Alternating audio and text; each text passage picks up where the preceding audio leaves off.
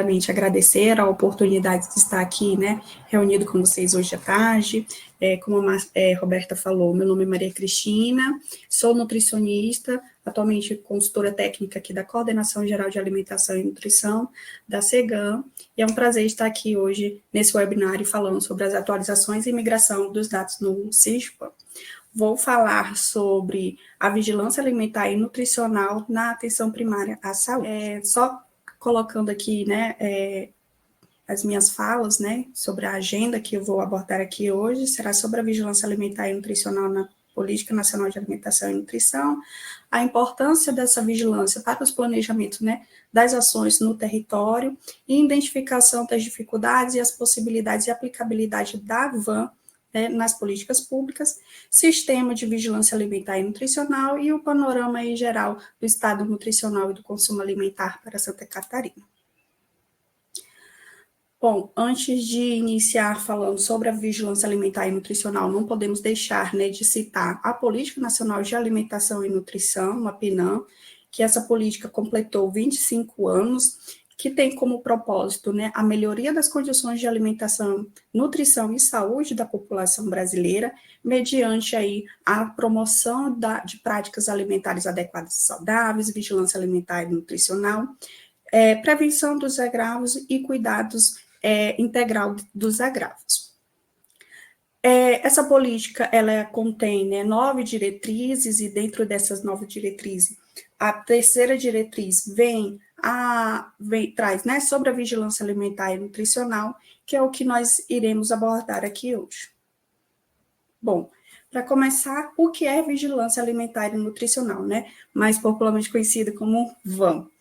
Ela é um componente da vigilância em saúde e consiste, né, na descrição contínua e predição de tendências das condições de alimentação e nutrição da população e seus fatores determinantes, a partir desses dados, né, dessas informações produzidas pela vigilância alimentar e nutricional.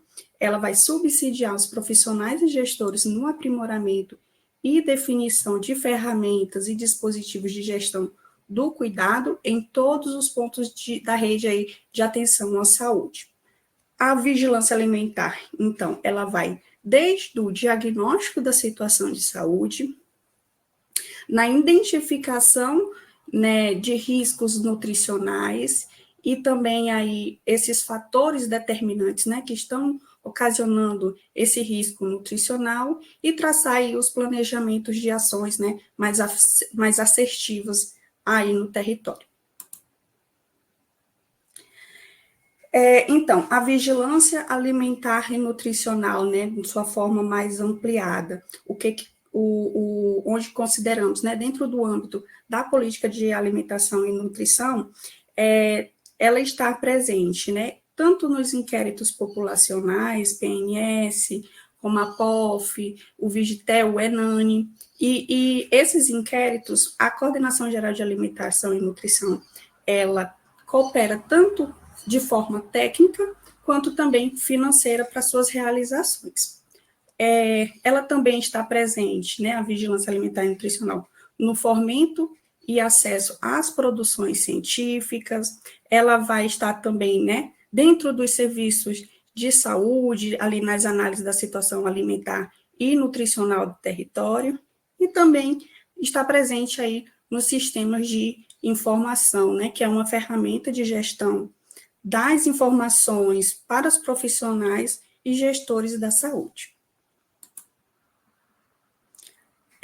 Quando a gente olha aqui a vigilância alimentar e nutricional, né, dentro dos serviços de saúde, nós temos aqui a atenção primária como o primeiro acesso, né, da população, que é o que mais torna, né, um ambiente, vamos dizer, privilegiado para fazer as ações de vigilância alimentar e nutricional, né, a partir do momento, né, ali fazendo a avaliação do estado nutricional, fazendo ali a avaliação dos marcadores do consumo alimentar, que esses dados vão ser registrados aí nos sistemas de informação, que vai subsidiar aí os profissionais, gestores, né, para a organização do cuidado e da atenção nutricional no SUS.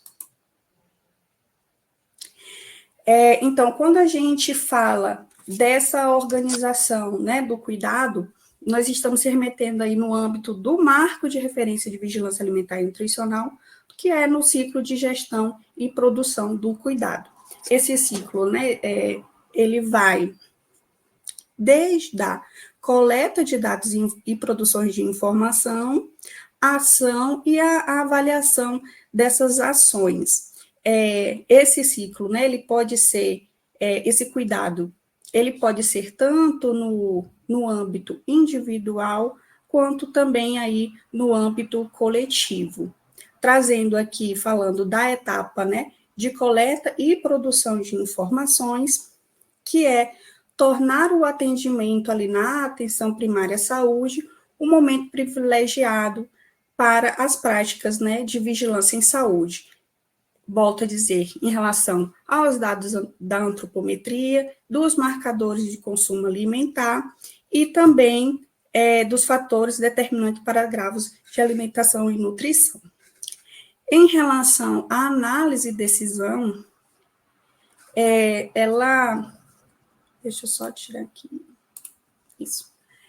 Análise e decisão é usar, né, dessas informações produzidas para embasar desde a escolha do melhor cuidado para o indivíduo e até mesmo aí desenvolver, né, estratégias ou políticas, pode ser elas voltadas tanto para municipal, estadual e ou federal. Ressaltando aqui, né, deixando aqui essa importância de que todos os profissionais das equipes da APS se integrem a esses processos, né, de forma que as etapas desse ciclo de gestão e produção de cuidados sejam compartilhados e que todos, né, da equipe ali compreenda o sentido dessas ações no cotidiano do trabalho. Não é só um profissional específico ali na atenção primária à saúde responsável por este cuidado, né? A partir do momento que temos uma equipe, a responsabilidade é de toda uma equipe, não de um profissional específico. Falando aqui especificamente, né, do Sistema de Vigilância Alimentar e Nutricional, né, o SISVAN, nós temos o SISVAN como sistema de gestão das informações de vigilância alimentar e nutricional. Dentro do SISVAN, vamos ter os dados tanto do estado nutricional e do consumo alimentar. Esse sistema, ele permite, né, o acesso tanto público, que você consegue visualizar, né, gerar ali os relatórios de produção e consolidado, e também tem o acesso aí restrito, né, que permite, além desses dois relatórios, a produção de relatórios individualizados. Onde que eu consigo acessar? O SISVAN, você pode acessar ele aí pela plataforma do eGestor. Aqui, trazendo os índices e parâmetros, né, tanto do estado nutricional e do consumo alimentar, que você consegue gerar relatórios, né, dentro do SISVAN. Então, aqui eu não vou me ater a todos os parâmetros, né, por conta também aí do tempo, mas vocês conseguem extrair todos esses relatórios a partir, né, desses índices e parâmetros dentro do SISVAN. Aqui falando sobre as fichas, né, do ESUS, que são utilizados aí por vocês, né, na atenção primária à saúde, que a partir dessas fichas os dados são migrados aí do CISAB para o SISVAN, que é as fichas de atendimento individual, a ficha de atividade coletiva, visita domiciliar e territorial, bem como o formulário de marcadores do consumo alimentar. Aqui também trazendo, né, rapidamente, os profissionais que são, né, que podem fazer o preenchimento dessas fichas, né? Então, a ficha do atendimento individual, tanto profissional de saúde com nível superior, O consumo alimentar pode ser preenchido, né, pelos profissionais de saúde com nível técnico ou superior, bem como aí os ACS e o ACE. Aqui também da atividade coletiva, né, profissional de saúde com nível técnico ou superior, o ACS e o ACE. E a visita domiciliar, o ACE, o ACS e o ACE. Vou deixar aqui, né, o QR Code para que vocês possam visualizar de forma mais detalhadas, né, quais são os CBO dos profissionais correspondente por cada ficha, né, para ser preenchida, que pode, né, preencher cada ficha dessas que eu comentei agora. Trazendo aqui agora como acessar os relatórios do CISVAN, né? Vou deixar aqui o QR Code também para poder já te direcionar para a página. Você vai entrar no eGestor AB, vai clicar em relatórios públicos, vai ser direcionado para essa página ali do eGestor Atenção Primária, onde você vai clicar, né, nas ações e programas. Vai abrir todas as ações e programas, né, da atenção primária, onde você vai localizar o CISVAN. Clica no CISVAN e vai ser direcionado para a página do CISVAN, onde você vai conseguir aqui do lado, né, esquerdo, vai localizar tanto o relatório consolidado quanto o relatório de produção.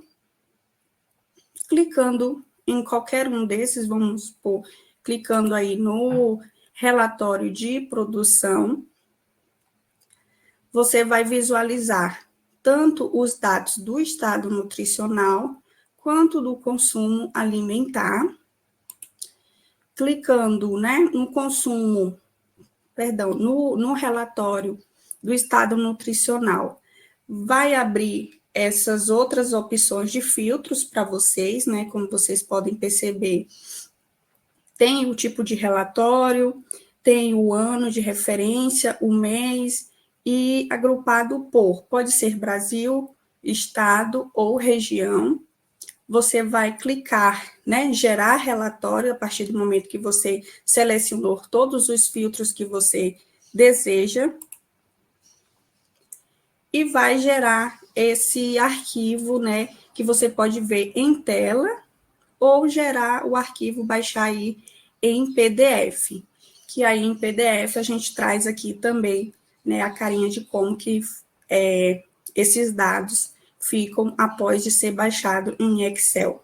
E aqui no relatório de produção vai te dar aí o número total de pessoas que tiveram o consumo alimentar ou o estado nutricional avaliado, né, naquele período que você selecionou por fases do curso da vida. Aqui trazendo as opções, né, que tem de filtros dentro do relatório consolidado, que aí você vê que também tem o ano de referência, né, o mês agrupado também, e aqui embaixo te dá a fase do curso da vida, sexo, raça, cor, escolaridade e povos e comunidades. E aqui trazendo também só como um exemplo, né, de como que esse relatório é baixado em Excel, que aí vai te dar realmente a frequência da realização, pode ser ele do consumo alimentar ou também do estado nutricional. Aqui trazendo, né, o panorama do estado nutricional e do consumo alimentar dos indivíduos acompanhados na APS. Trazemos aqui a cobertura desde 2015 a 2023. Ressalto aqui que a gente traz os dados de 2023, porque os dados de 2024 ainda estão sendo, né, consolidados. Então, em 2023, 53,6 milhões de pessoas tiveram o peso e altura, né, aferidos aí na atenção primária à saúde.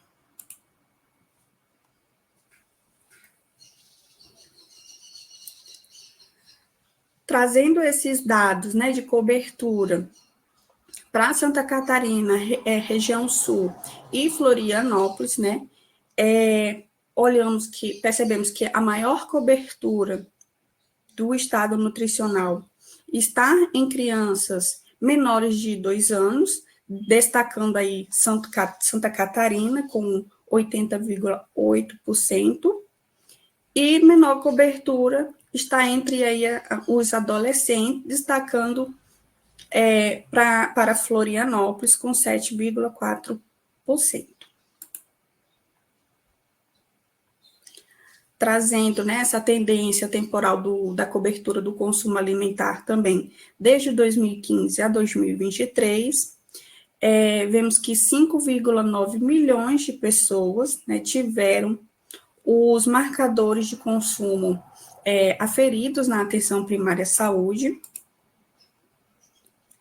já trazendo, né, para a região Santa Catarina, vemos que essa cobertura foi maior entre crianças menores de 2 anos também, sendo maior cobertura para Santa Catarina e Rio Grande do Sul, e a menor cobertura ficou entre os adolescentes e os adultos.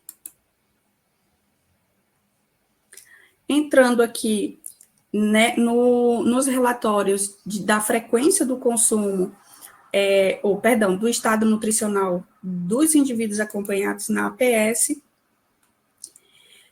trazendo aqui a frequência, né, do estado nutricional entre crianças menores de 5 anos, observa-se que a maior frequência, né, foi para o estado de eutrofia, né, o peso adequado, destacando para Florianópolis, com 66,6, e Santa Catarina, com 63,9, maiores, né, frequências comparados à frequência nacional, né, no Brasil, que foi de 63%, e para o risco de sobrepeso, né, para Florianópolis, com 21,8%, e para Santa Catarina, com 20,7%, e região sul, com 20,6%. Não podemos também deixar, né, de citar o sobrepeso para a região sul, que foi 8,3%.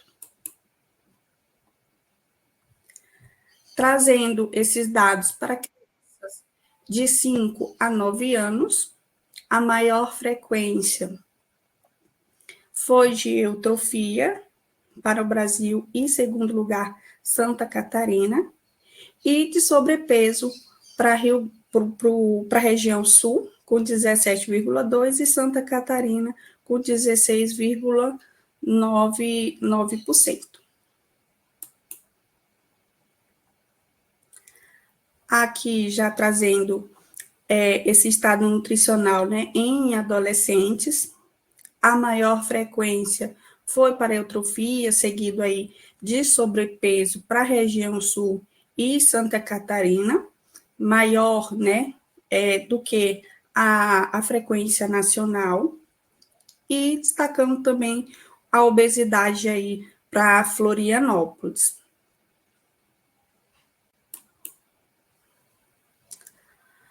Aqui já em adultos, né, maior frequência foi em sobrepeso para Santa Catarina, em primeiro lugar, né, um pouco maior do que a média, maior do que a frequência nacional, e em terceiro lugar para a região sul, para a eutrofia, e aí a obesidade grau 1 para a região sul e Florianópolis. Já a obesidade grau 2 e grau 3, né, acendendo aí um alerta já para a capital, né, Florianópolis, com maior frequência aí de obesidade, tanto grau 1, 2 e 3. Trazendo essa frequência do estado nutricional em idosos, né, maior frequência também foi de sobrepeso, especificamente aí para Santa Catarina e Florianópolis. E aqui já trazendo a frequência do consumo alimentar trazendo, né, essa frequência de feijão nas fases da vida, a maior frequência do consumo de feijão foi entre os idosos, destacando aí para o Brasil com 89% e em segundo lugar Santa Catarina com 74%, crianças menores de 5 anos para a região sul e menor frequência entre todas as regiões mencionadas ficou entre os adultos, destacando aí para Florianópolis com 40% aí de consumo do feijão. Trazendo agora essa frequência, né, do consumo para as frutas, né, nas fases da vida, maior frequência ficou entre as crianças menores de 5 anos e idosos, para o Brasil, região sul, e em terceiro lugar para Santa Catarina, com 84%, e menor consumo ficou entre os adultos e adolescentes, destacando aí novamente para Florianópolis.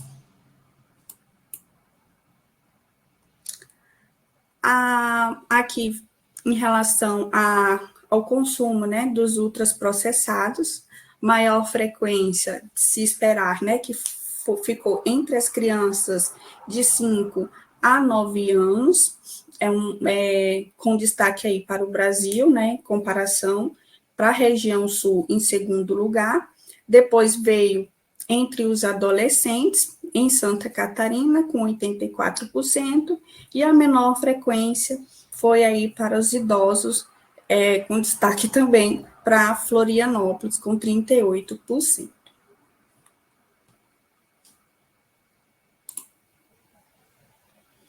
Aqui, trazendo as atualizações, né, do CISVAN, em 2023, 1,4% dos municípios realiza ainda essa entrada, né, de dados diretamente no CISVAN. A nossa perspectiva, né, o que estamos trabalhando junto aí com o time do Marcelo, para 2025, essa priorização, né, de entrada de dados pelo prontuário eletrônico do cidadão, somente aí pelo PEC, com a intenção do CISVAN ser uma plataforma exclusiva, né, e só para geração de relatórios públicos, e estamos também trabalhando aí na atualização da população denominador dos indicadores, tanto do estado nutricional quanto do consumo alimentar. Aqui eu encerro a minha fala, trazendo aqui os materiais de apoio de vigilância alimentar e nutricional que podem, né, que servem, né, para essa implementação da vigilância alimentar e nutricional aí no seu território.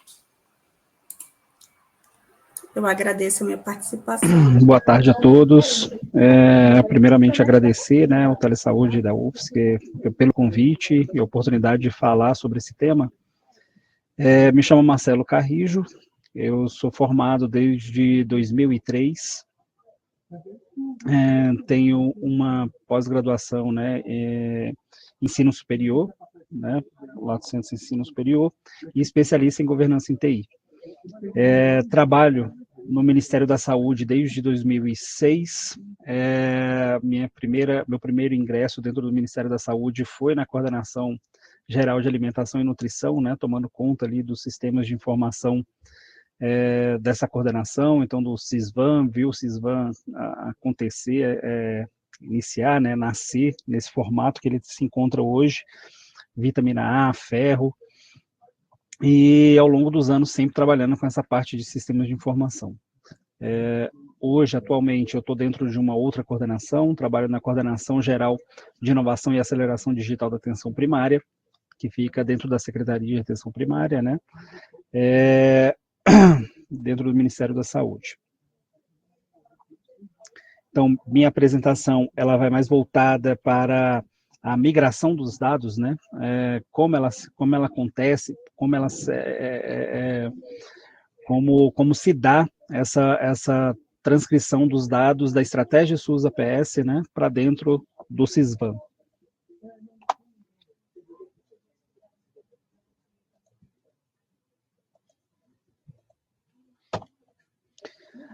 Só passar um pouco, né, o que é a CGIAD, né? A CGIAD, ela é uma coordenação transversal para dentro da secretaria.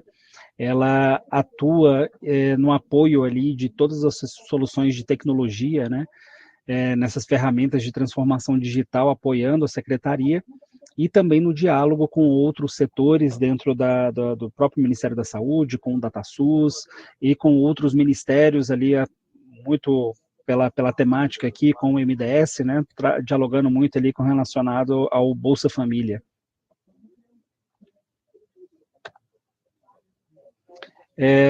Não dá para falar, né, da migração dos dados sem antes falar do sistema que capta, né, que faz a captação desses dados, os registros de VAN, né. Então, nós estamos falando aí do prontuário eletrônico do cidadão, né, do PEC, da estratégia SUS APS, que foi constituído em 2013, né, em substituição ao antigo CIAB. E aí a proposta, né, e a organização desse prontuário eletrônico para organizar os registros, né, facilitar o cuidado e fazer melhor gestão do cuidado, uma vez que o CIAB ele era basicamente consolidados, né, números consolidados, e o prontuário eletrônico veio a individualizar cada registro daquele do CIAB. Ele é um software gratuito, né, feito pelo SUS para o SUS. O prontuário eletrônico, ele desde do seu surgimento, ele já atende às questões ali de VAN, minimamente, né, com relação a peso e altura, faixa etária, e a questão de ser gestante, né, então ela vem atendendo aí a vigilância alimentar e nutricional desde os primórdios, mas em 2023, 2024, começou a evoluir para contribuir mais ainda com essa matéria, né, de alimentação e nutrição, né, para promoção da saúde, em 2023, com a versão 5.1, né, entregando aí os marcadores de consumo alimentar, muito bem apresentado ali pela Maria Cristina, e na versão 5.2 ali, com a incorporação do TRIA, né, uma parceria aí com o MDS, né, para acompanhamento aí.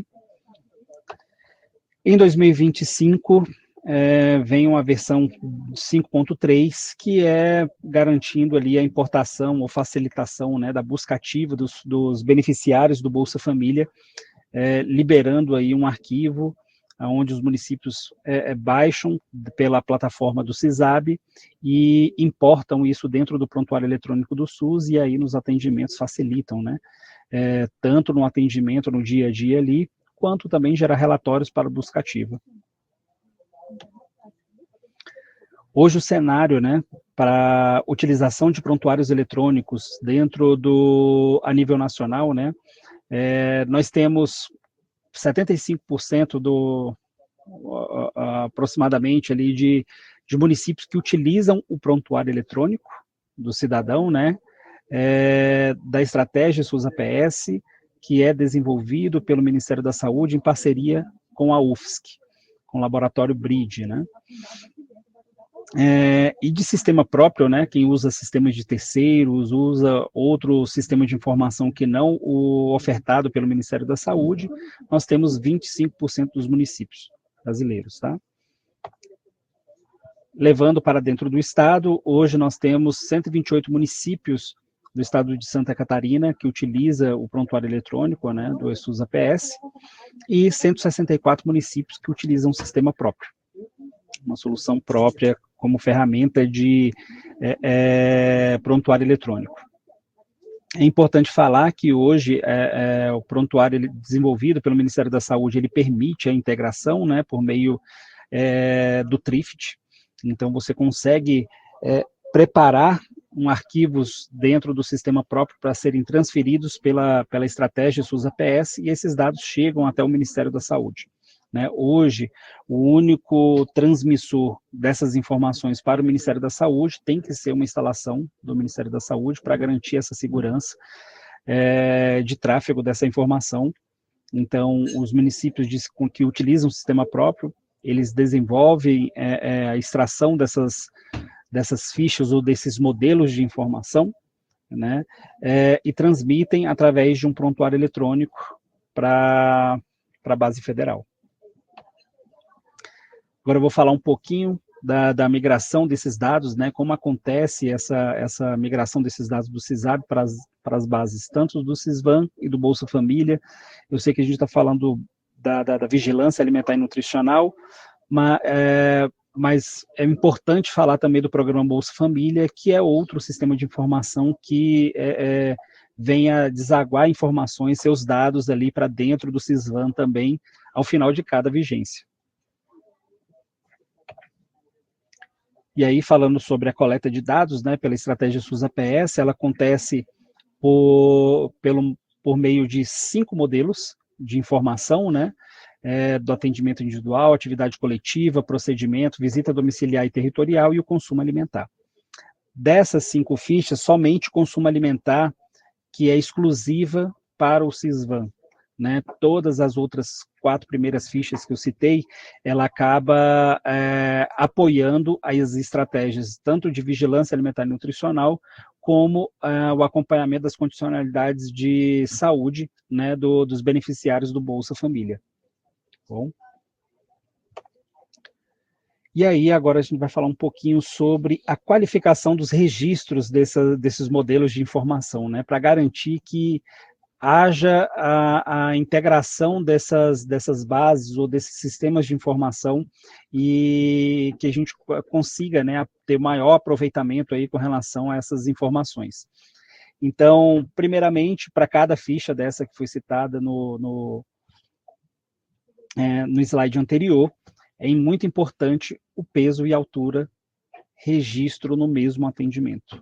Né? Quando a gente está falando de vigilância alimentar e nutricional, fazendo essa parte da antropometria, é importante que esses 2 dados eles cheguem no mesmo dia, porque pode dar uma variação e a gente dificulta muito ter que pegar uma informação em um atendimento e outra informação em outro atendimento, e isso acontece muito, né? Principalmente nos cuidados onde temos que tomar na transmissão do sistema próprio para a estratégia SUS-APS.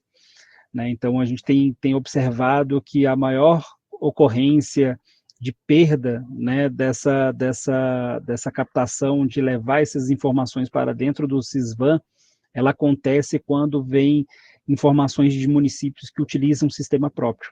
Às vezes chega só com peso, às vezes chega só com altura, e isso não garante que o dado, ou pelo menos acaba acontecendo ali uma restrição, né, do registro para ele ser transitado ali para dentro do CISVAN. Tá? Tem o registro dos dados, né, dos marcadores de consumo alimentar, como é uma ferramenta ali do próprio PEC, né, ele garante ali a integridade desses dados, a gente não tem perda com relação a esse modelo de informação. Outra informação que é muito importante, né, para que aconteça essa transcrição de uma base para outra, é a identificação do cidadão, né, a identificação do usuário do SUS, que é utilizando ou o Cartão Nacional de Saúde ou o CPF. CPF é a melhor chave, né, ela é única para o indivíduo, e o Cartão Nacional ele já pode abrir um leque, tem municípios, né, brasileiros que conseguem gerar um cartão temporário, mandar isso para a base do CadSUS, e depois há uma recuperação. Por que eu falo que o melhor caminho é o CPF? Né, eu indico isso daí, existe uma portaria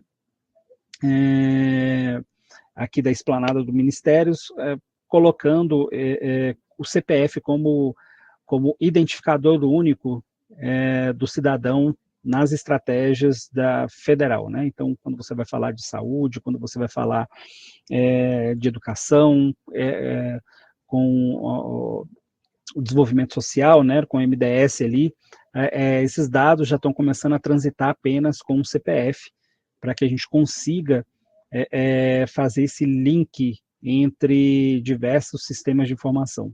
tá?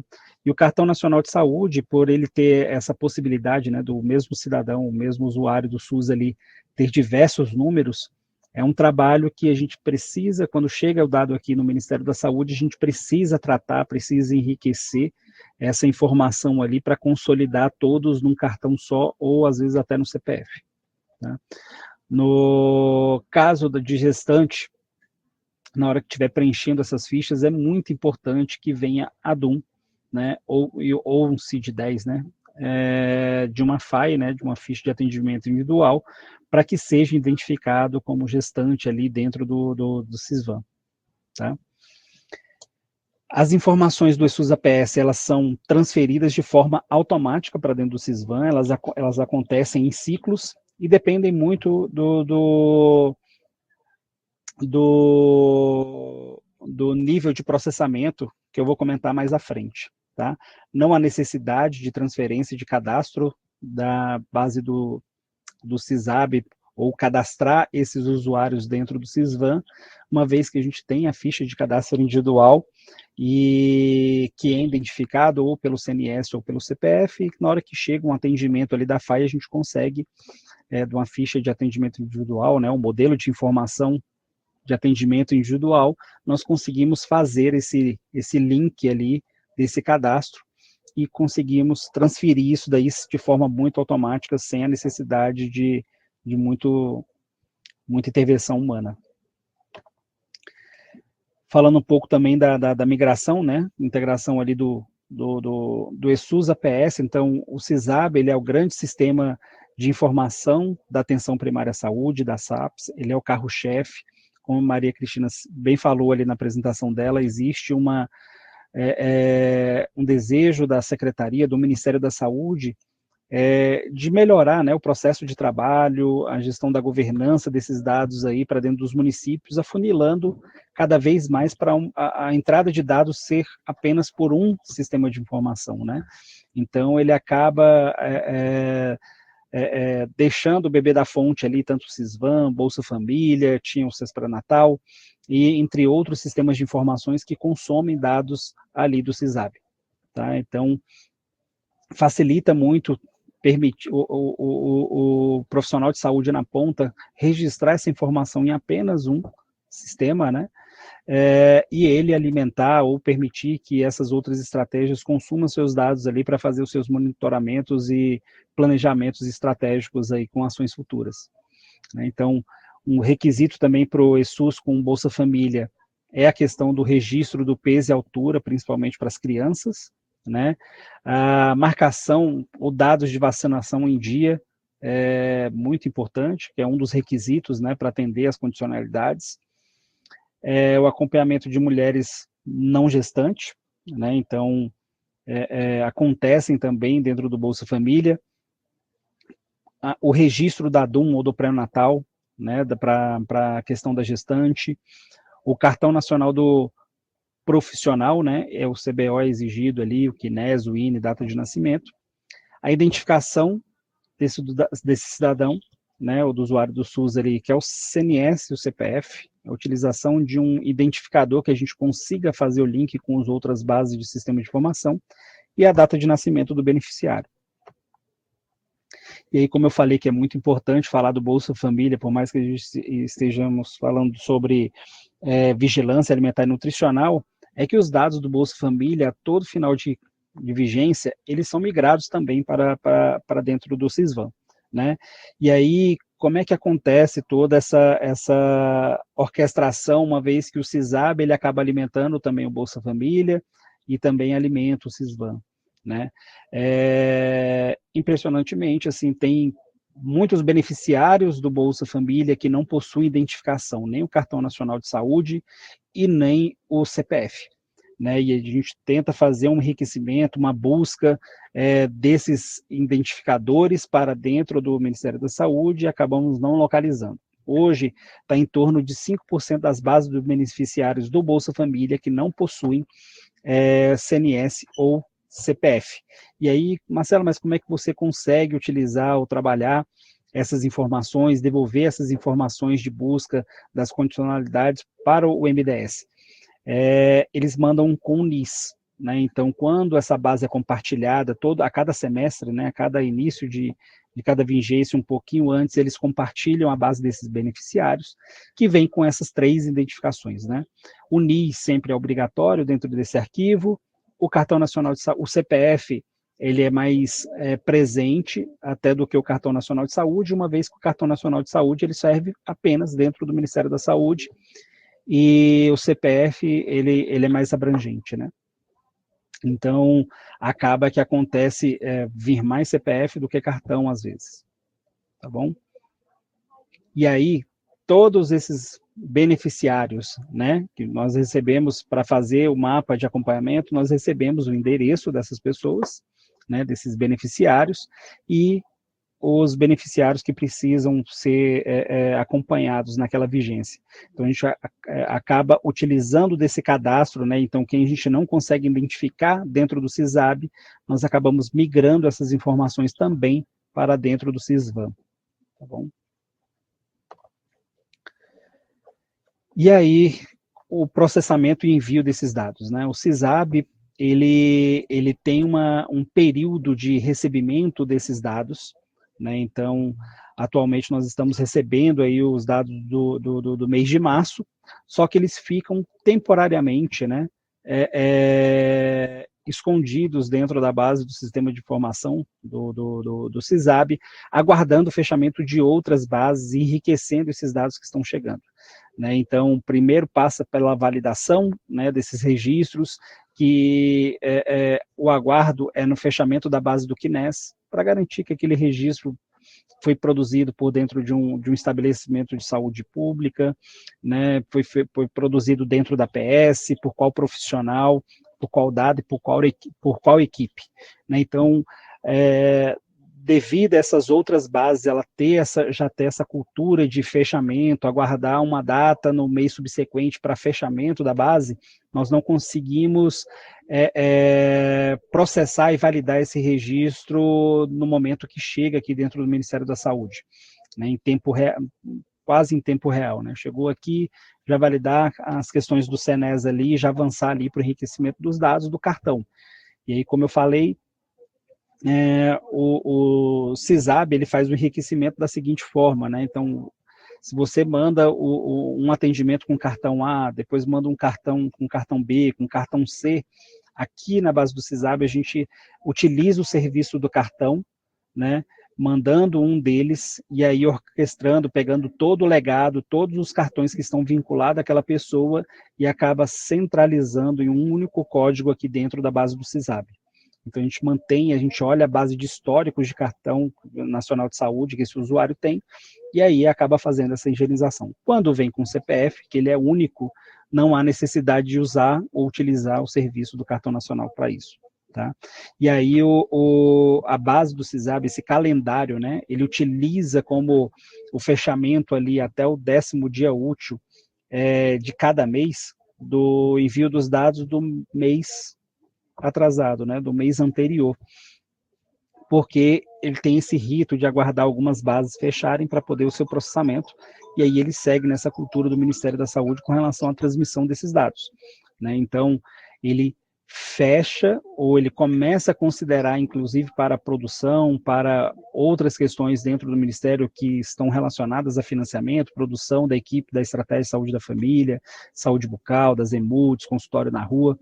Então, ele aguarda esse fechamento ali e ele começa a processar essas informações, né? Então, é um processamento que hoje, né, quando eu vou enriquecer, quando eu vou higienizar ou agrupar esses indivíduos ali num único cartão, eu estou falando aí da base inteira do Ministério da Saúde, né? Então, de todos esses dados que a gente recebe. Então, eu tenho praticamente a população brasileira ali, eu tenho 170, 180 milhões de pessoas registradas dentro da base, que eu preciso higienizar quando esses dados vão fechar, né? Então, quando me manda só cartão e não me manda CPF, eu preciso rodar essa higienização e varrer esses 180 milhões. Então, é um processo que é muito demorado. O Ministério ele está avançando em tecnologias e soluções que otimizem esse tempo, né, que dê mais qualidade, mais robustez, mais confiabilidade. nesse processamento desses dados, né?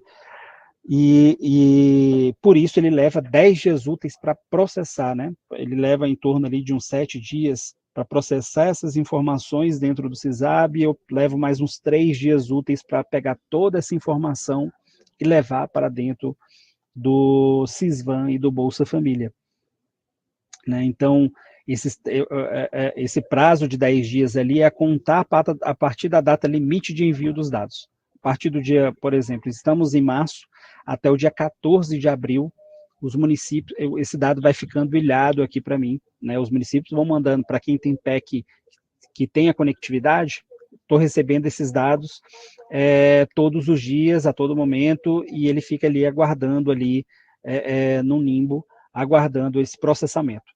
Chega no dia 15 de abril, eu começo a processar esses dados. Então, ou seja, os dados só chegarão para dentro do Sisvan a partir do dia 25 de abril, é que eu vou ter os dados de março, né, da competência de março, dentro dos relatórios do Sisvan, tá bom? E outra coisa que tem as regras, né, do CISAB, o CISAB ele recebe todos os atendimentos, todos os acompanhamentos. Então, se eu tenho 5 atendimentos de um mesmo indivíduo dentro do mês, né, e tem ali o seu peso e altura, ele considera todos esses 10 atendimentos ali. E na hora de transferir para o Sisvan, ele também transfere esses 10 atendimentos para dentro do Sisvan. Só que o Sisvan ele tem a sua regra negocial, né? Então, quando a gente observa ali nos relatórios de vigilância alimentar e nutricional, ele tem relatório mensal e relatório anual. E aí eu preciso varrer todos esses registros, porque eu sempre preciso, dentro daquele mês, eu preciso entregar o resultado, ou será avaliado, e será considerado para efeitos de relatório apenas o último acompanhamento daquele cidadão, e para o ano também, somente o último acompanhamento daquele cidadão é que será contabilizado para os relatórios do Sisvan. Não quer dizer que nós descartamos todos os outros acompanhamentos. É mais para efeito de relatórios e regra negocial, né, para acompanhamento e monitoramento ali das estratégias. Ok? E aí, falando um pouco dos números, né, Marcelo, mas qual é a quantidade, qual é esse volume, né, de informações que são migrados ali, de dados que chegam dentro do CISAB, chegam e vão para o Sisvan ou vão para o Bolsa Família?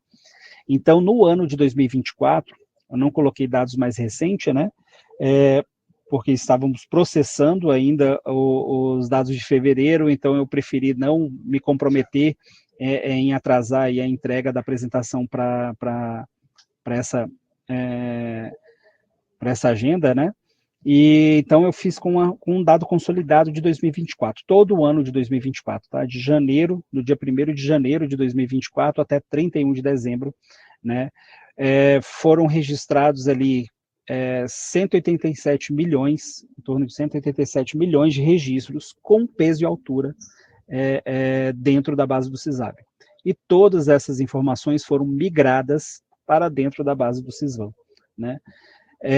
Ou seja, hoje, se você for pegar as informações que tem dentro do Sisvan ali, praticamente 99% dos dados são produzidos já dentro do CISAB, e aí a orientação, e aí a gente vem observando pela utilização de sistema de utilização de prontuário eletrônico, né? Utilizando a estratégia SUS-APS para fazer a captação desses dados e transmitir para dentro do Ministério da Saúde, né? Olhando já para um nível mais de estado, Santa Catarina ela conseguiu produzir 19 milhões, né, em torno de 19 milhões de registros, né, de acompanhamentos com peso e altura informado nesses acompanhamentos. É lógico que o número é muito maior, mas aqui a gente está voltado para as questões de vigilância alimentar e nutricional, então eu consegui levar 99% da base hoje, Santa Catarina, dos relatórios que aparecem ali no Sisvan, eles são oriundos do CISAB, tá? Apenas 15 mil registros tiveram acesso direto dentro do Sisvan e fizeram o acompanhamento, ou o registro de um acompanhamento de uma pessoa, de um usuário do SUS, ali dentro da plataforma do Sisvan. A mesma coisa acontece, né, do CISAB para dentro do Bolsa Família. ele tem uma discrepância um pouquinho maior, tem uma porcentagem um pouquinho maior de registro direto na ferramenta, justamente por conta da não identificação, né? Da falta de identificação do Cartão Nacional de Saúde ou CPF da base que é compartilhada dos beneficiários a partir do MDS. Então, como eu não tenho, eu não consigo buscar esses beneficiários. Quando eles me mandam só com NIS, eu não consigo, esse NIS para dentro da base do Ministério da Saúde não tem referência nenhuma.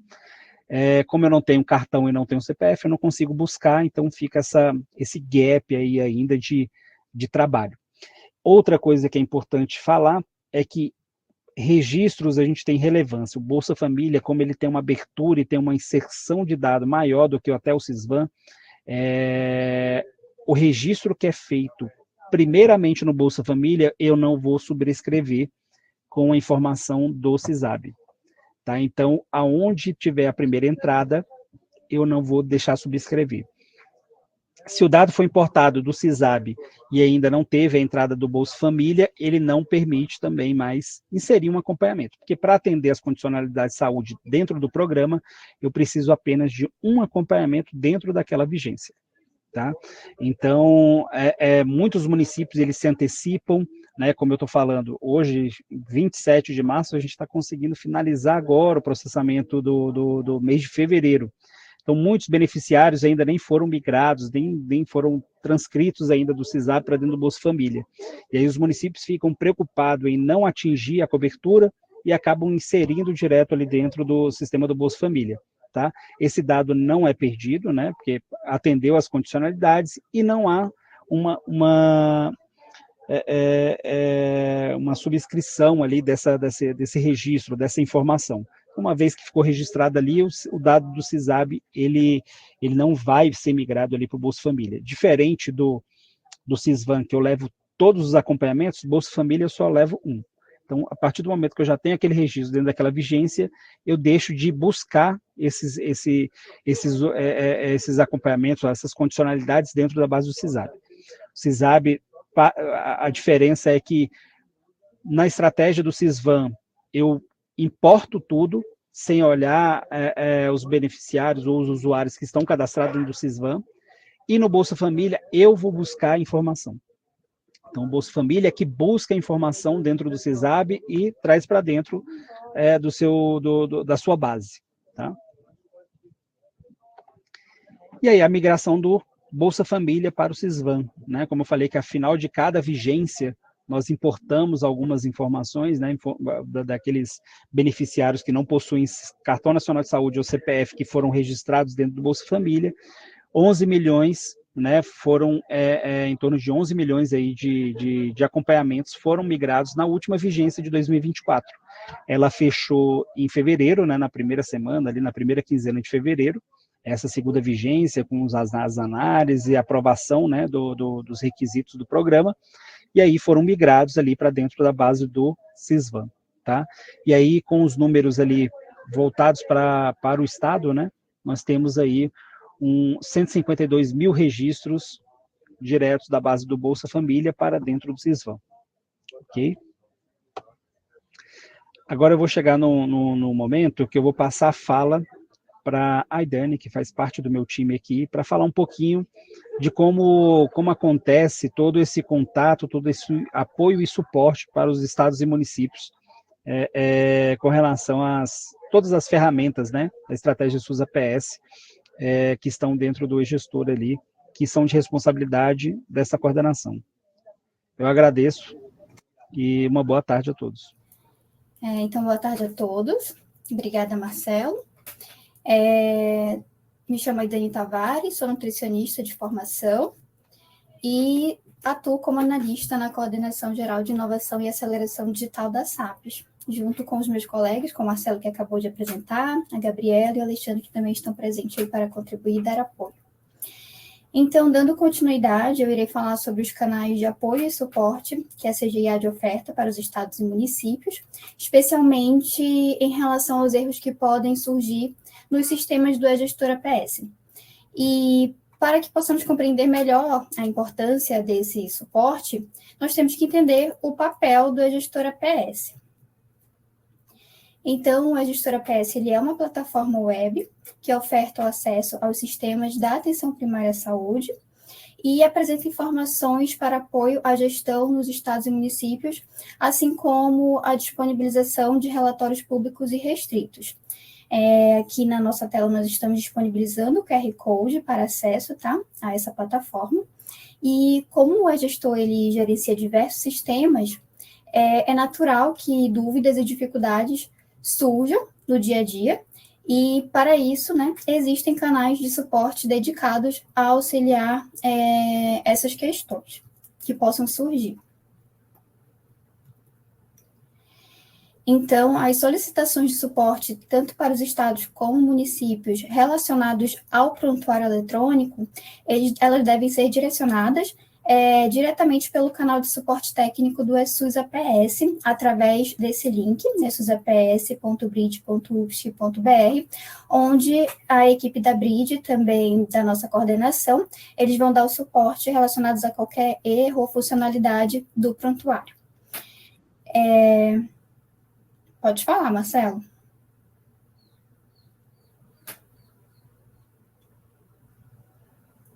Marcelo? Levantou a mão? Foi eu não, desculpa. Mas não foi eu que levantei a mão, não. Vi aqui, Marcelo, tá bom. E também temos, né, o Web Atendimento SUS, que será o foco da nossa apresentação. Então, o Web Atendimento SUS, ele é um sistema criado para atender demandas dos estados e municípios em todo o Brasil e apoia na resolução de problemas e dúvidas relacionadas aos sistemas que são gerenciados no e-gestor. Ele permite o registro, o acompanhamento e a solução das solicitações. Agora nós vamos entender como acessar e utilizar essa ferramenta. Então, ao acessar o link do Web Atendimento, o qual compartilhei anteriormente, a página inicial ela apresenta diversas ferramentas do SUS. E para abrir um chamado, o usuário ele deve clicar na opção SAPs, conforme ilustrado aqui na apresentação, e esse é o primeiro passo para garantir que a solicitação seja direcionada corretamente. Então, ao selecionar a opção SAPs, o usuário ele vai ser redirecionado para a página de perguntas frequentes, que é um FAQ onde reunimos as principais dúvidas e problemas dos sistemas do e-gestor. Então, antes de abrir um chamado, recomenda-se verificar se a resposta já está disponível nessa seção e, caso a dúvida não seja solucionada, o usuário pode clicar em Quero abrir um chamado, como está indicando aí na setinha, para obter um suporte adicional. E quando ele clica nessa opção, o usuário ele é direcionado para uma página de formulário de registro, onde ele deve fornecer informações detalhadas sobre o problema que está ocorrendo. E para aumentar a efetividade do nosso atendimento, algumas dicas são fundamentais, sendo elas informar, né, o estado, o município, o CNES e as evidências das inconsistências, categorizar corretamente a funcionalidade desejada. Então, nessa opção, ela deve ser selecionada o sistema do e-gestor APS no qual o erro está ocorrendo. Então, o e-gestor, ele disponibiliza de vários sistemas, como Sisvan, Bolsa Família, PSE, Estratégia Amamenta Alimenta. Então, nessa opção, você vai categorizar, selecionar o sistema que está ocorrendo o erro. E quanto mais detalhes, maior a chance de resolução rápida. Um exemplo, está ocorrendo um erro nos relatórios do Sisvan. Então, é importante que, quando for abrir um chamado, a pessoa informe qual é o tipo de relatório, se é de acesso restrito ou de acesso público, qual é o tipo de relatório, se é consolidado ou de produção, quais foram os filtros utilizados para fazer a extração desse relatório. Então, todas essas informações são importantes para que a gente possa solucionar o problema e encontrar, né, o problema e solucionar. É importante também anexar os prints da tela de erro e aguardar o carregamento antes de enviar, pois já aconteceu casos que o solicitante, a gente pede informações adicionais por não ter nenhuma descrição correta, ou então falta um print, e o usuário alega que já encaminhou o print da tela, mas por não ter esperado o carregamento, a gente não vai enviado para a plataforma.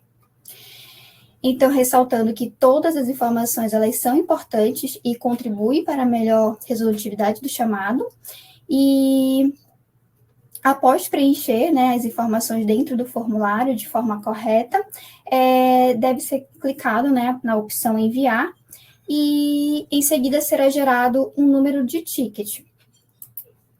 Então, após registrar a sua solicitação, é essencial o seu acompanhamento. E, para isso, basta acessar o web atendimento novamente e clicar na opção acompanhar atendimento, como está aqui destacado na tela. E, dessa forma, o usuário ele pode verificar se há alguma resposta ou solicitação de informações adicionais pela nossa coordenação. Então, para consultar o seu acompanhamento, o acompanhamento do atendimento, o usuário ele deve inserir o CPF, o número do ticket e o CAPTCHA. E após isso, ele será redirecionado à tela de status, onde poderá verificar em que etapa está a sua solicitação. Então, na tela de status, o usuário ele pode visualizar o andamento, o progresso do chamado, e no lado esquerdo da tela, o número do chamado aparece como um link para acessar o histórico detalhado do atendimento.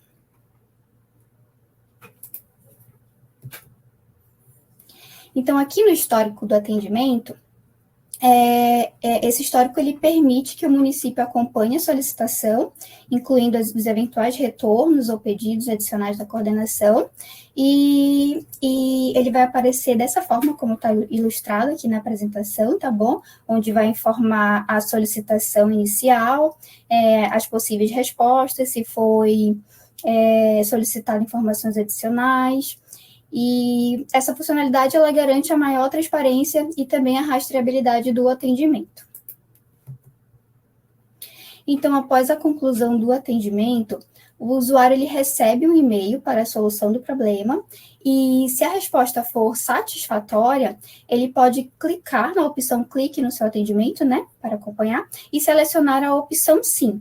Mas, caso contrário, deve ser solucionado, né, a opção não, onde o chamado será reaberto para que nossa equipe analise e identifique os motivos de não ter solucionado, né, não ter resolvido o problema. Se não houver contestação em até 3 dias úteis, o chamado ele será considerado resolvido. Por isso, é muito importante revisar a resposta recebida, né, através do e-mail, e fornecer um retorno caso ainda existam dúvidas.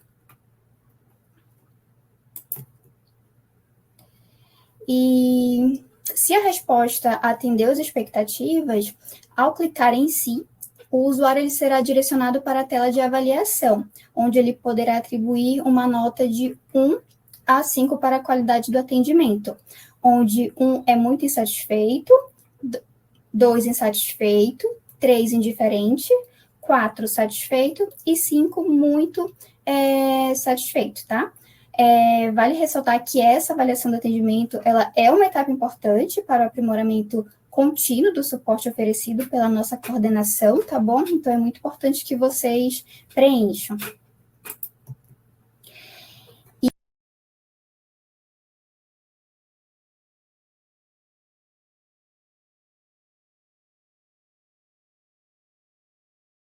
De 72 horas para a devolutiva da resposta. Se houver necessidade, será solicitado informações complementares para a condução do atendimento e é importante ficar atento, né, aos e-mails e ao histórico do chamado. E se não houver resposta dentro do prazo máximo de 7 dias, o chamado será encerrado por falta de retorno.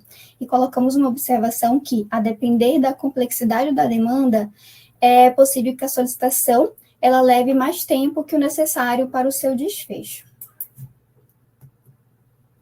Então, agradeço a atenção de todos e me coloco à disposição para as dúvidas. Obrigada. Então, boa tarde, pessoal. Eu sou a Clarissa. Eu atuo aqui na Diretoria de Atenção Primária à Saúde, sou nutricionista. Então, eu estou à frente aí sou responsável técnica pela parte da alimentação e nutrição, trabalho bastante com o Cisvan, né? E também sou responsável pelo programa Bolsa Família. Então, queria primeiro agradecer a Maria Cristina da Segan, né, que veio compartilhar com a gente sobre o Cisvan, que é muito importante, que é ali que a gente consegue extrair os dados de ver como é que está o estado nutricional da nossa população, né, daqui de Santa Catarina. Também o Marcelo, a Idane, o Alexandre e a Gabriela da CGIAD, né, que nos trouxeram esse tema importante da migração dos dados, né. Então, assim, são temas de extrema relevância, né, para o nosso estado. O Cisvan está mostrando ali para nós, né, o quanto a gente tem que olhar para o sobrepeso e para a obesidade, que toda a região sul, mas aqui Santa Catarina está com esses dados bem alarmantes, né, sobrepeso infantil, que a Maria Cristina mostrou ali para nós, está bem alto aqui no nosso estado. Então, esses dados vêm justamente para isso, para a gente pensar o que a partir daí nós vamos fazer, né? Que política pública nós vamos criar, que ações para quem está lá nos municípios, né? Quem está na ponta, que ações que nós vamos criar para a nossa população para combater, né? Para prevenir esse cenário que está apresentado para nós. E sobre a migração de dados, assim, um tema que o nosso estado carece muito, né? Eu mesmo tenho bastante dúvidas em relação a isso.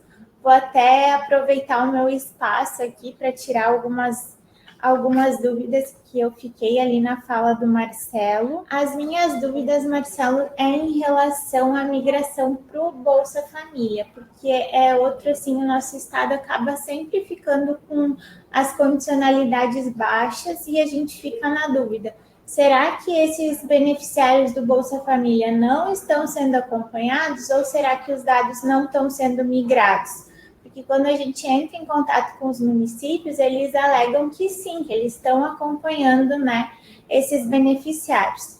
Então, eu tenho a informação, que eu não sei se está correta, que além do peso e da altura terem que ser registrados no mesmo momento, a vacinação também tem que ser registrada no mesmo momento. Tem também. Tá. Se tu já quiser falar sobre isso, depois eu falo. Claro. Primeira coisa que a gente precisa observar é entender como é que está essa característica dos beneficiários do estado, né? Santa Catarina e de todos os municípios. Como eu falei, existe uma faixa ali que não possui CPF e cartão, e essa faixa é naquela época que as crianças, né? Que aí está quase ali já nos seus 6, 7 anos ali, que não saiu naquela época ali já com registro civil, né? Certidão de nascimento, com o CPF ali, que já é gerado na hora, né? Hoje o certidão de nascimento ele já sai com o CPF na hora, antigamente não saía. Então, essa faixa que nós não temos a identificação nem do cartão, nem do CPF, nós não conseguimos captar. Para esses, a necessidade de entrar dentro do Bolsa Família, da aplicação do Bolsa Família, quando abre a vigência, e registrar esses beneficiários, o acompanhamento desses beneficiários. Outro movimento é a migração desses dados do CISAB para dentro do Bolsa Família, que precisa atender esses requisitos, né, de condicionalidade. Principalmente para a criança, existe essa necessidade no modelo de informação ali de atendimento individual, tanto do peso e da altura, né, quanto a vacinação em dia. Tem uma sinalização lá da vacinação em dia. Existe um processo de qualificação que está ocorrendo dentro do Ministério da Saúde, que é tentar absorver, a partir dos dados de vacinação que estão sendo preenchidos ali dentro da RNDS, né, como é que compõe ali a vacinação em dia de um cidadão, de usuário do SUS, sem a necessidade dessa marcação da ficha. Mas, no momento, a gente ainda não conseguiu concluir esse estudo, né, porque ela é mais ampla, ela envolve tanto a SAPS, né, a Secretaria de Atenção Primária, envolve também uma análise mais negocial, também mais próximo de quem cuida dessa parte de vacinação, né, que é a SVSA, Então, existe esse trabalho em conjunto que está sendo realizado dentro do Ministério da Saúde para tentar minimizar esses impactos. Mas sim, hoje, infelizmente, nós temos perda, e as perdas acontecem muito mais por conta vacinação em dia, né? Assim, e eu colocando assim ainda já nos pesos, né? O casamento ali, peso e altura e vacinação em dia, e muitas das vezes nós só recebemos ou peso ou só altura. Esse volume de registros que nós não conseguimos captar e levar para dentro do Bolsa Família, por conta que não tem os dois dados preenchidos, né, no mesmo atendimento, de peso e altura, a volumetria é muito grande. Então, a maior perda está muito voltado ali na qualificação mesmo do registro do atendimento, tá bom? Certo. E a minha outra dúvida vai um pouco a esse encontro, assim, mas é que tu falou que mais da metade, mais 50% dos municípios aqui de Santa Catarina tem sistema próprio, né? E isso, às vezes, a gente sabe que acaba atrapalhando na migração dos dados, né? Será que para esses municípios é mais interessante já entrar no programa Bolsa Família e cadastrar, ou isso seria um retrocesso, assim, por ter, né, duas fontes ali alimentadas? Eu acho que seria um retrocesso em termos de processo de trabalho, né? Você coloca um profissional de saúde para ter que digitar em dois sistemas de informação, né? Utilizar o seu sistema próprio, né? Ou de terceiros, e também entrar dentro da plataforma do Bolsa Família e fazer esse registro. Então, um retrocesso nesse ponto, né? Nesse movimento do retrabalho. Então, o ideal é que haja uma investigação, uma melhoria, uma busca, né, uma análise nessa integração entre o sistema próprio, né, e a estratégia SUS-APS. Havendo essa qualificação, teste de quem tá ofertando esse serviço, né, de prontuário eletrônico, ter esse comprometimento, né, com a sociedade, com o município, né, com o Estado, em garantir uma solução de tecnologia, né, para a saúde ali, bem qualificada e bem aderida ao Ministério da Saúde, porque é isso, o Ministério da Saúde ele não obriga a utilização do nosso prontuário eletrônico, né, ali ele é mais para um direcionador de tecnologia, de modelo de informação, de adequação, né, aos protocolos do que o Ministério da Saúde coloca ali como apoio aos usuários do SUS, ali no atendimento, ali na ponta, né, do que falar, olha, tem que ser esse sistema ou tem que ser aquele. Mas aí, quando vem esses municípios utilizando sistemas de terceiro, o importante é adequar, melhoria, né, colocar qualidade nessa interoperabilidade ali entre sistemas diferentes, né? Então, utilizar um sistema próprio, exigir um pouquinho mais de qualidade nesses dados que são transmitidos para dentro da estratégia SUS-APS, tá bom? Certo. Eu acho que por enquanto era isso. E eu queria agradecer de novo, né? Porque são duas coordenações que estão presentes aqui hoje, né? E a gente sabe o quanto que a gente tem que uma coisa complementa a outra, né? Então, obrigada. Assim, vocês podem também contar com a gente aqui do Estado. E valeu mesmo aí essa integração da tarde de hoje. Então vamos lá, pessoal, seguindo aqui pelas nossas dúvidas no chat. A Caroline perguntou se os registros que entram no Sisvan via o próprio sistema Sisvan Web seriam das UBSs que usam sistemas próprios?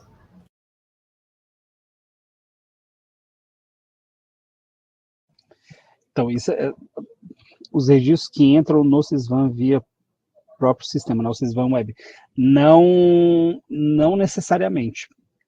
Nós já percebemos alguns movimentos, tem uma característica dentro do Sisvan, que alguns municípios acabaram utilizando o Sisvan para fazer alguns monitoramentos de algumas estratégias locais. Lá tem uma permissão ali de criar um grupo, o grupo do leite, o grupo uma ação X, uma ação Y, você consegue vincular esses beneficiários, e nesse momento ali ele acaba utilizando o Sisvan para apoiar uma estratégia local, né? Só que o Sisvan e as outras estratégias que tem para dentro do Ministério da Saúde, às vezes não permite o cadastro dessas campanhas ou dessas ações, desses programas mais locais, né? Então, acontece muito voltado para a gente, o que nós observamos é que quando há registro direto no Sisvan, normalmente tem uma interferência aí da utilização desse mecanismo dentro do Sisvan. Né? Então, isso é o que a gente consegue observar. E, assim, é 1% da base do CISAB, né?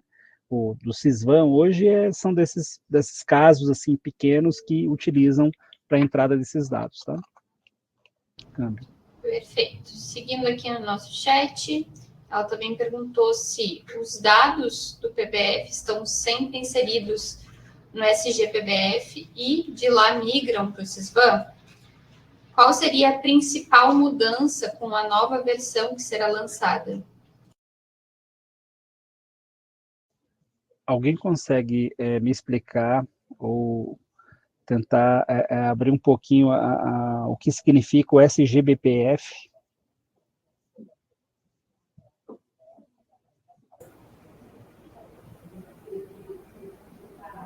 Sistema de gestão. Eu acho que é gerido. Bolsa Família. Esse sistema ele é gerido ali provavelmente pelo MDS, né? Então, como é que acontece essa questão ali da transversalidade de acompanhamentos e gestão do Bolsa Família? O MDS ele fica com essa responsabilidade de gestão do programa, né? Então ele tem ações e condicionalidades de saúde, de educação. A nossa comunicação ali com o MDS é somente com os beneficiários que precisam ser acompanhados nas condicionalidades de saúde. Então, nós recebemos uma base de beneficiários, normalmente ali em torno de 30, 35, 33 milhões ali, todo semestre, né, a cada abertura de cada vigência, e nós, dentro dos nossos sistemas de informação, né, onde a gente capta essas informações de peso e altura, que atendam às condicionalidades de saúde, nós vamos pegando e buscando essas informações e devolvemos para o MDS. Né? Então, aonde nós não conseguimos buscar, então, seja ela dentro do CISAB, seja ela, se houvesse, né, ou quando acontecer essa integração, o RNDS também é muito novo aqui para a gente conseguir buscar essas informações também da RNDS, nós só devolvemos essas condicionalidades, né? Fez o peso, fez os dados de antropometria, peso e altura, sim ou não? Né? Vacinação, dia, sim ou não? A gente não dá o dado de peso e altura, data de nascimento, a gente só, o identificador que nós recebemos, nós devolvemos que pesou e mediu, sim. Vacinação em dia, sim. Se for gestante, tem DUM, sim. Então, é só respostas mais de sim e não. A devolutiva para falar que atendeu as condicionalidades. Tá? E é claro, se o Ministério da Saúde entregou esse dado sim ou não para o para o MDS, se houver alguma auditoria, eles vão ver aqui dentro do Ministério da Saúde e vai querer enxergar essa ação ou esse acompanhamento que está lá registrado desse beneficiário, né, o peso e altura, vacinação em dia, então a gente não entrega qualquer dado. Na possibilidade de ter essa rastreabilidade, tudo fica registrado e tem auditoria dentro dos nossos bancos, tá bom? Então, assim, com relação a sempre inseridos, eu não sei, eu sempre devolvo, é um retorno que eu faço, né, de sim ou não atendeu as condicionalidades de saúde, muito mais do que eu inserir os dados lá dentro do SGPBF, tá bom? Muito obrigada, Marcelo. Ela também perguntou se existe uma previsão de mês de consolidação dos dados de 2024.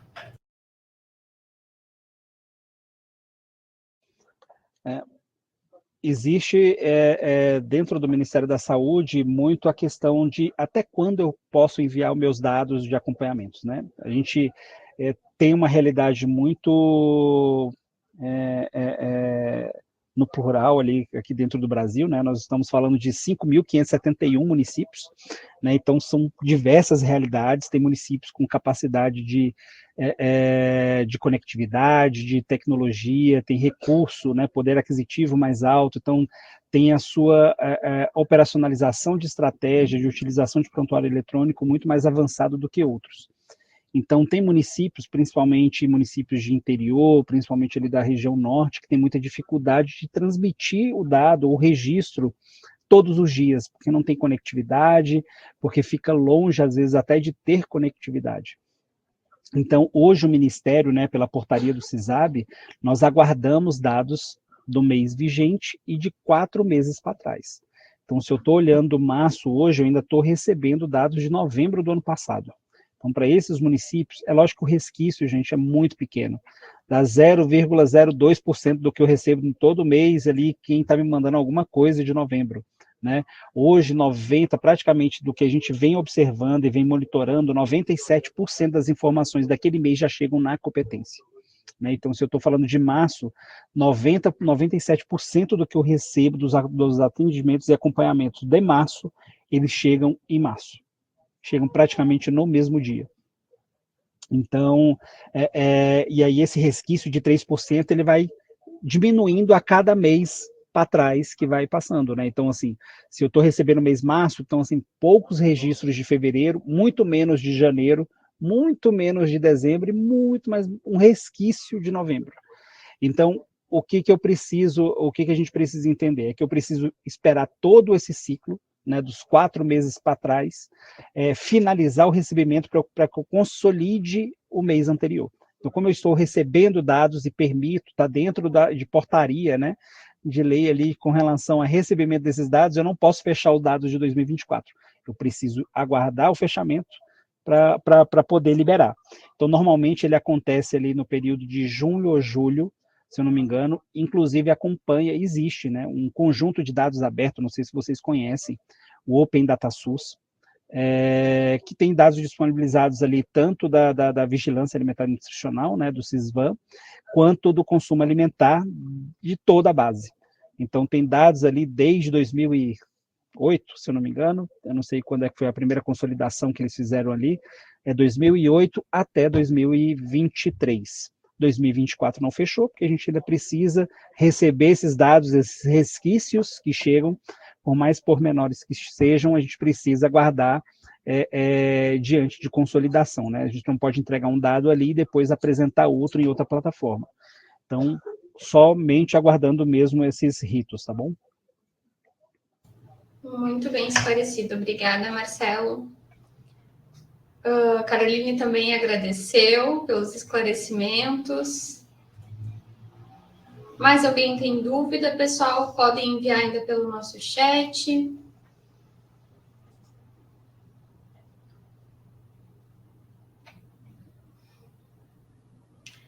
A Janine perguntou qual a base da população usada para cobertura.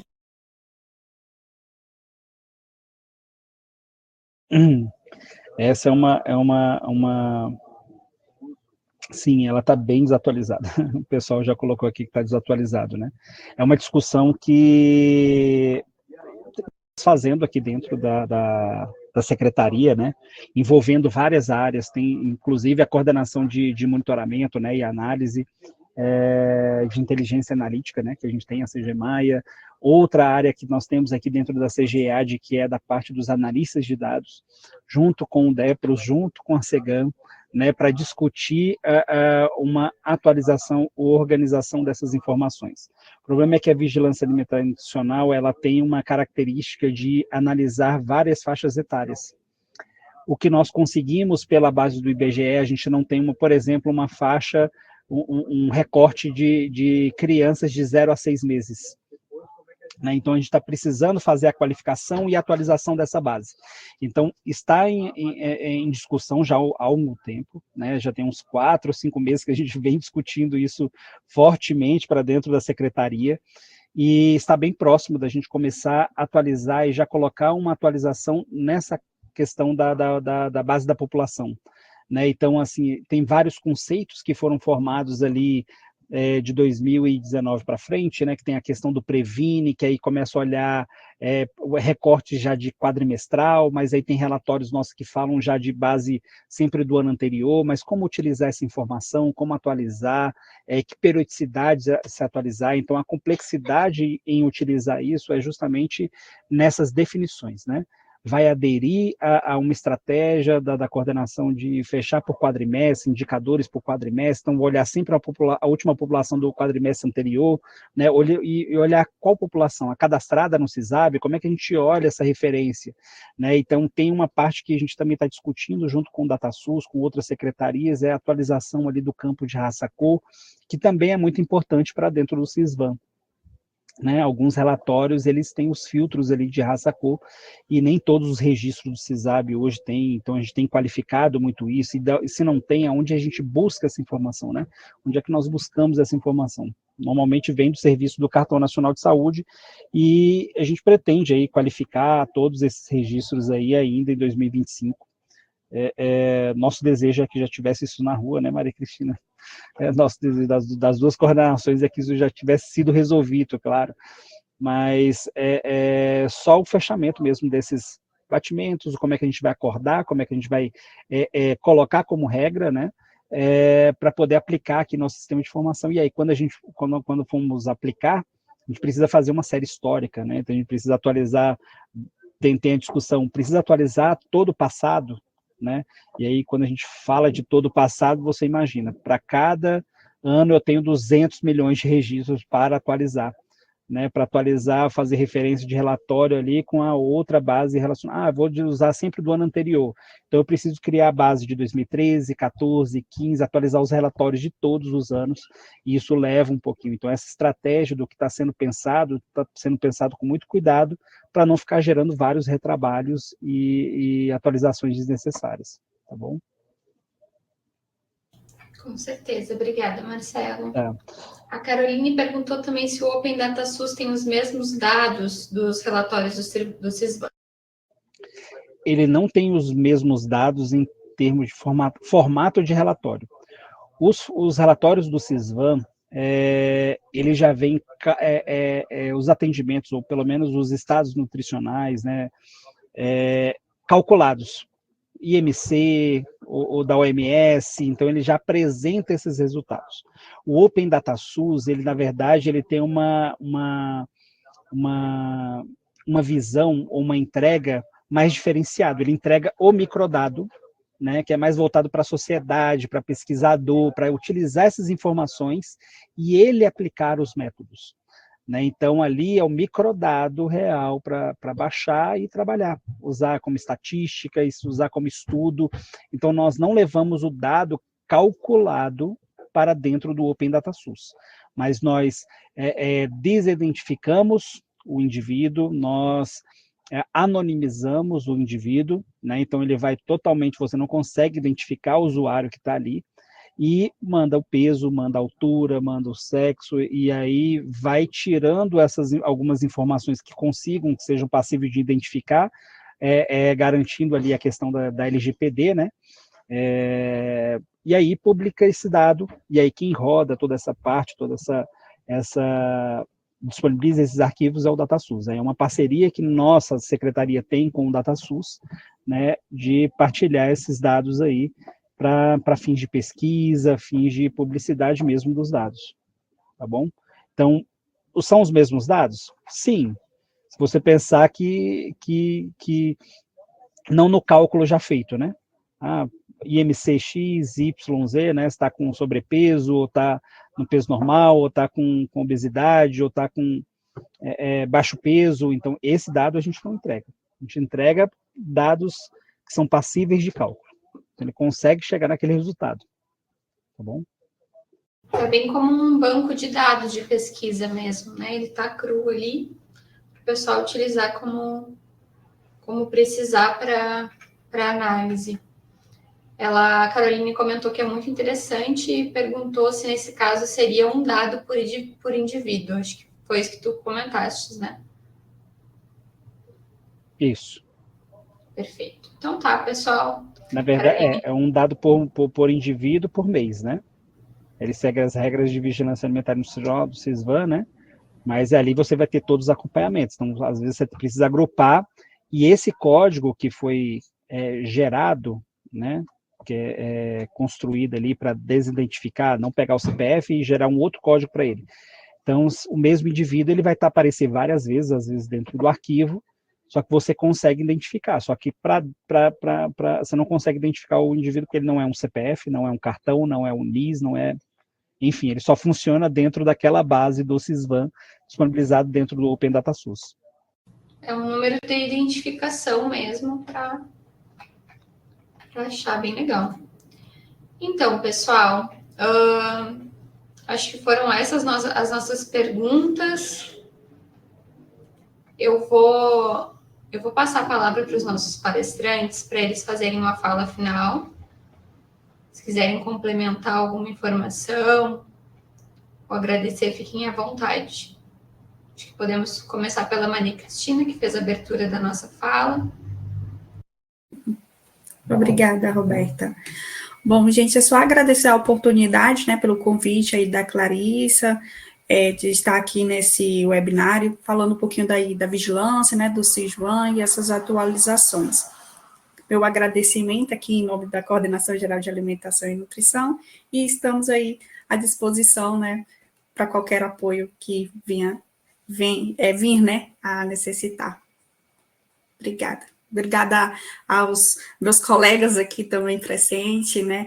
A equipe de Marcelo sempre está ali nos dando apoio em relação a toda essa parte, né, Marcelo, que as dúvidas são realmente voltadas, né, para o sistema, como funciona ali esse mascaramento.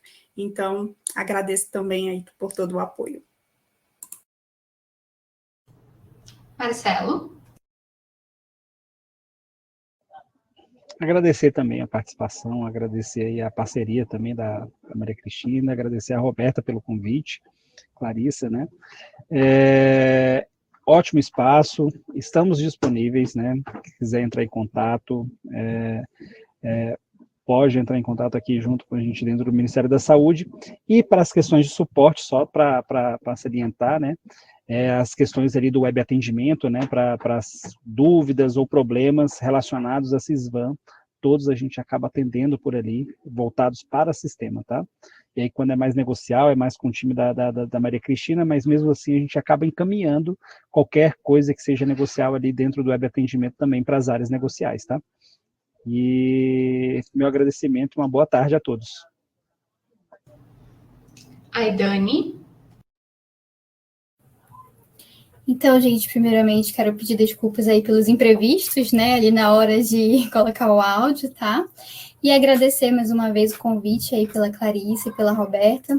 Foi um espaço bem bacana, né, onde teve bastante comunicação e resolução de algumas dúvidas. Só tenho a agradecer aí, Maria Cristina também, e aos meus colegas aqui de equipe, Alexandre, Marcelo e Gabriela, tá? E como o Marcelo falou, estamos disponíveis. Obrigada. Alexandre ou Gabriela, querem falar alguma coisa? Fiquem à vontade.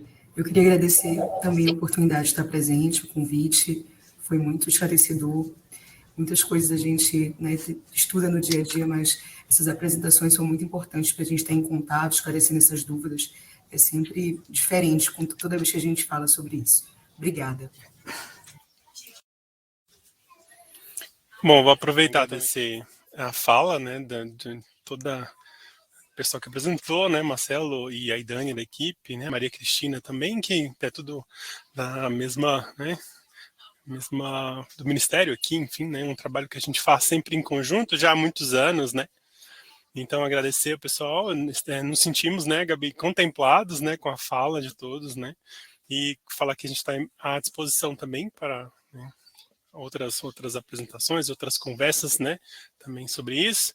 Algumas novidades que estão vindo por aí, acho que não sei se foi comentado, a gente está fazendo um material também de divulgação, né, com mais informações sobre o CISVAN, né, um hot site lá com uma wiki, né, com uma documentação bem interessante que a gente está preparando aqui, né, as meninas aí, a Dani e a Gabriela, estão encabeçando essa demanda aqui, então acho que vai trazer também mais informações ainda a respeito desse sistema, da integração com né, SUSAPS, né, estratégia SUSAPS, né? Então, é mais um pequeno spoiler aí, que acho que pode ajudar também, é que a gente vai fazendo para poder aproximar mais, né, com relação às regras e tudo mais. Então, muito obrigado e boa tarde a todos. Já estamos curiosos. Agora eu vou passar a palavra para a Clarissa, nossa representante da Secretaria do Estado da Saúde. Eu queria também, mais uma vez, agradecer, né, as duas coordenações, a CEGAN e a CGIAD, também o Telesaúde, por esse espaço, né, que são sempre nossos parceiros aí, esse espaço bem organizado, bem de fácil acesso para todo mundo. Agradecer as falas, né, principalmente por terem focado bastante no Bolsa Família, que é uma fragilidade aqui do nosso estado, na migração dos dados. Maria Cristina pela fala sobre o CISVAN, e é isso. Valeu. Muito obrigada, pessoal. Eu quero agradecer aos nossos palestrantes, agradecer também a Clarissa. Um prazer receber vocês aqui. Muito importante essa troca que nós tivemos hoje, as informações que vocês trouxeram. E a todos que estão presentes, obrigada pela companhia nessa tarde.